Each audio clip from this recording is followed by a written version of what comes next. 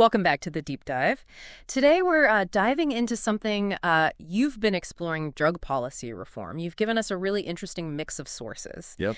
And it seems like you're particularly interested in understanding the arguments both for and against, changing the current system.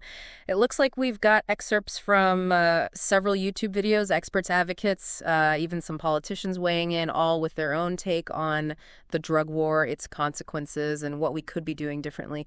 We've also got some material directly from the Drug Policy Alliance, along with stuff from organizations like Open Society Foundations and TEDx Talks. Yeah, you know what's really fascinating here is that the conversation itself is shifting. We're moving away from thinking about this as solely a criminal justice issue and starting to look at it through a public health lens. Oh, wow. That's a big deal, and today we'll explore why that shift is happening and what it could mean for you. Okay, so let's unpack the human cost of the war on drugs as it stands. This Drug Policy Alliance video throws out some pretty staggering statistics. Like, you see this reflected in the fact that drug possession is the most arrested offense in the United States. Wow. I mean, think about that for a second. More than any other crime. It really makes you question where our priorities lie as a society. And it's not just about arrests. It's about the sheer amount of money we're pouring into this system. The U.S. spends billions every year on punishment instead of investing in things like treatment and prevention. Right. And then there's the elephant in the room, the overdose crisis. The Drug Policy Alliance video mentions that hundreds of thousands of lives are lost every year. That's a human tragedy on a massive scale. But sometimes statistics can feel a bit abstract, you know? Right. Which is why I found Chad Sabor's story so powerful. He's a former drug user and a former prosecutor, so he's seen both sides of this system. Sabor's story is a perfect example of the complex realities of the drug war. He talks about how the history of drug policy in the U.S. is deeply intertwined with racist ideologies, going all the way back to the 1840s with attacks on Chinese immigrants who were accused of using opium dens to corrupt white women. It's disturbing how deeply ingrained these racist narratives are in the history of drug policy. And it's not just a thing of the past either. Exactly. Laura Thomas from the Drug Policy Alliance really emphasizes how these racial disparities continue to play out in drug law enforcement today. She connects it to books like Michelle Alexander's The New Jim Crow and Dr. Carl Hart's High Price. These works argue that the war on drugs has essentially become a tool for mass incarceration of Black and brown communities. And it goes beyond race, too. Virginia Wright, in her TEDx talk, brings up the tragically high suicide rates among veterans struggling with PTSD. It makes you realize how desperately we need alternative treatment options. And she points to MDMA-assisted psychotherapy as a potential game changer. Wright's work with MDMA-assisted psychotherapy is truly groundbreaking. Her research shows incredibly promising results, offering a glimmer of hope for those who haven't found relief through traditional therapies. But as she points out, there are still major hurdles to overcome. Like what? We're talking about significant regulatory roadblocks and a lot of stigma surrounding psychedelic research.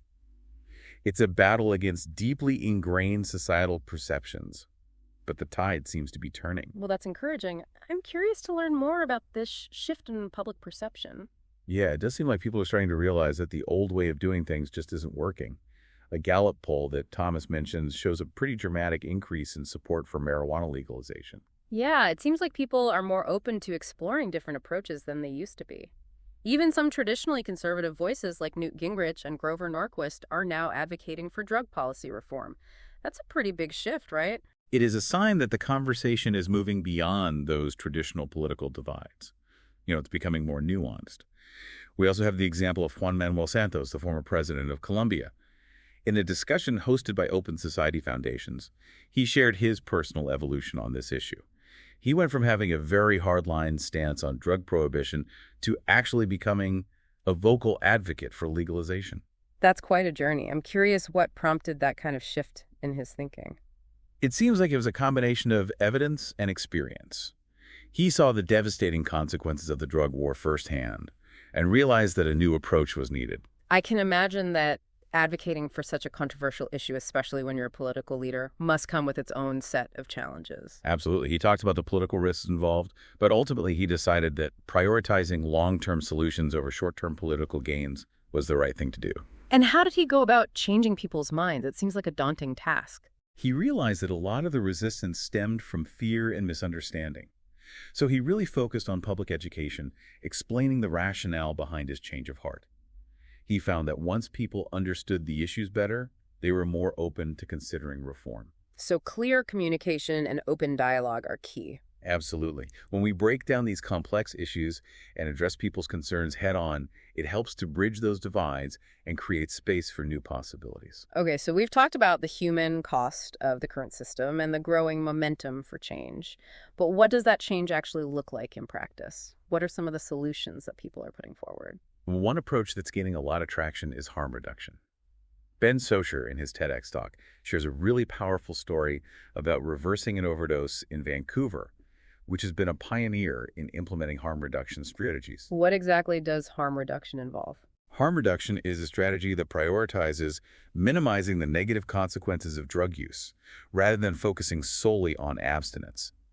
Shasher talks about how Vancouver's needle exchange programs have been really successful in helping to curb the spread of HIV and how safe consumption sites are literally saving lives. That makes sense. But don't some people argue that these types of programs enable drug use? That's a common concern, but the research actually shows otherwise. Harm reduction is about meeting people where they're at, acknowledging that addiction is a complex issue, and understanding that abstinence-only approaches aren't always realistic or effective. The goal is to provide support and reduce harm, regardless of whether someone is actively using drugs. So it's a much more compassionate and pragmatic approach. Exactly, and it's been incredibly successful in many places. It sounds like the shift from a criminal justice perspective to a public health perspective is key to making these kinds of solutions possible. But are there any examples of how this is playing out on a local level here in the U.S.? Well, one great example is the Ithaca Plan, which was implemented by Svante Myrick, the former mayor of Ithaca, New York. He really pushed for a community-based approach, focusing on prevention treatment, harm reduction, and public safety. That's pretty bold for a small city. I imagine he faced some pushback. He did. He faced opposition from local businesses and some homeowners who were worried about the plan's potential impact on property values and the overall image of the city. But Myrick was persistent. He shared his own personal story and really emphasized the need for a more humane and effective approach. It seems like his willingness to be vulnerable and connect with people on a personal level really helped him build support for the plan. And the results speak for themselves. The Ithaca Plan has been widely praised for its innovative approach and its commitment to community well-being. It's a model that other cities are now looking to replicate. That's encouraging. It seems like there's real power in taking action at the local level. But what about the national or even international level? What are some of the challenges to achieving broader drug policy reform on a larger scale? That's a great question. One of the biggest challenges is overcoming political obstacles and ingrained societal attitudes.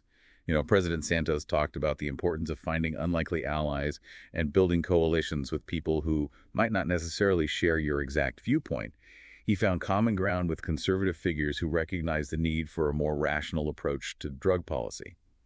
It shows that progress often requires us to step outside our comfort zones and engage in dialogue with people who might see things differently. That makes sense. Are there any other big hurdles to overcome?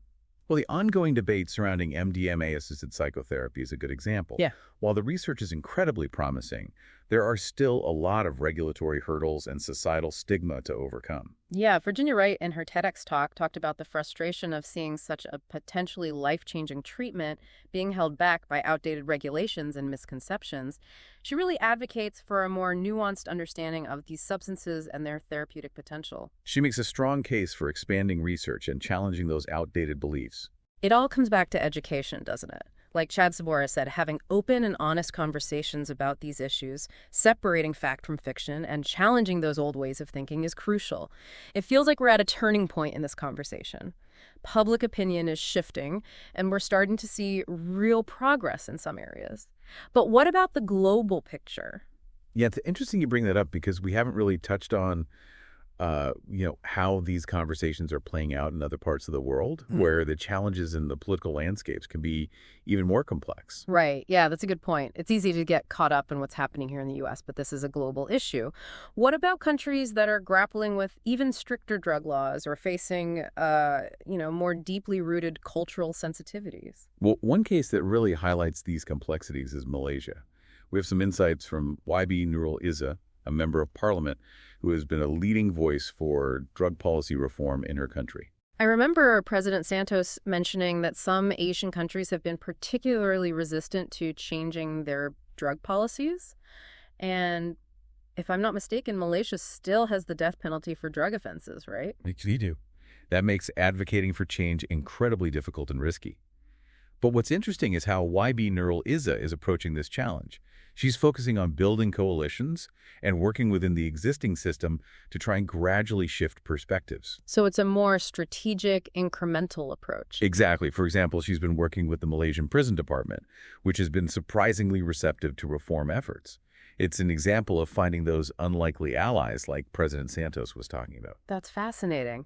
But how does she navigate the cultural and religious sensitivities surrounding drug use in Malaysia? I know it's a Muslim-majority country, and I imagine those factors add another layer of complexity to the conversation. You're absolutely right. It's a delicate balance. She's been engaging with religious leaders and communities, emphasizing compassion and understanding and framing drug use as a public health issue rather than a moral failing. It sounds like she's using a similar approach to Svante Myrick, connecting with people on a personal level and appealing to their empathy. It's a smart strategy, and it seems to be working. She's been able to gain support for harm reduction measures by decoupling them from more controversial issues, like abolishing the death penalty. So she's finding ways to make progress where she can, even if it's not a complete overhaul of the system all at once. Right. It highlights the importance of patience and persistence and of working within existing structures to create change. Her story is incredibly inspiring. It shows that even in environments where the challenges seem insurmountable, dedicated individuals can still make a difference. It's a reminder that change is possible, but it often requires a long-term commitment and a willingness to adapt your strategies to the specific context you're working in. This deep dive has really opened my eyes to how much the conversation around drug policy is evolving, both here in the U.S. and around the world. We've gone from examining the devastating human cost of the war on drugs to exploring emerging solutions like harm reduction and alternative treatment models. And we've seen how grassroots activism, political courage, and strategic advocacy can all play a role in driving change. But I think the biggest takeaway for me is that this is an ongoing process. There's still so much work to be done. I completely agree. It's a journey, not a destination. Hmm. And as we've seen today, there's no one-size-fits-all solution. What works in one place might not work in another. It's about finding the right approach for each specific context. So what does this all mean for you, the listener? If this deep dive has sparked your interest, I encourage you to do your own research and get involved. Whether it's supporting organizations like the Drug Policy Alliance, contacting your elected officials, or simply having open and honest conversations about these issues with your friends and family, every action can make a difference. We often hear the phrase, think globally, act locally. This deep dive has shown us that change can happen at all levels, from international policy to community initiatives. It's about finding what resonates with you and using your voice and your actions to contribute to the movement for a more just and compassionate approach to drug policy.